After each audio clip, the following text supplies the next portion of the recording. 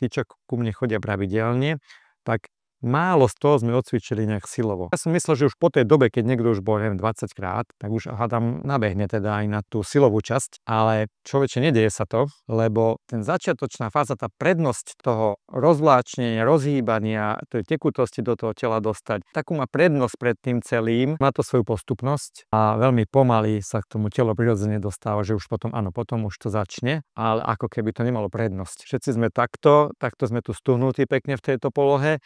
A teraz to otváranie sa deje nejakým krokom postupne. Má to svoj čas, ale určite vidím veľkú výhodu toho posilňovania v tom pravile. Že keď hlavne taký, čo som na začiatku, že keď v nich vyvolám príliš veľa stresu, tak to telo sa začne brániť. A to je kontra to, čo ja chcem. Vieš, to nedospetieš, keď sa niekto zatne, tak sa si skončil v tom bode, akože on keď to zatne ako obrana, to telo, tak s tým neurobíš nič. Veľmi jemne sa ide do toho, aby to telo práve že zdôverovalo, a to je presne o tej mysli, o tej psychike, o tom podvedomí, o tom tele samotnom, že my ho tak ňunkáme, aby si tak dôverovalo, aby tam nebol stres. A tie lavice, tie deti, čo prejdú ten 10 rokov, 20 rokov prejdú v laviciach, ale to nie je len to, že tá poloha, ale ten stres je k tomu pridaný. Že rýchlo a písomka a neviem čo a katastrofálne následky má tá kombinácia. Takže pravilo chce opak.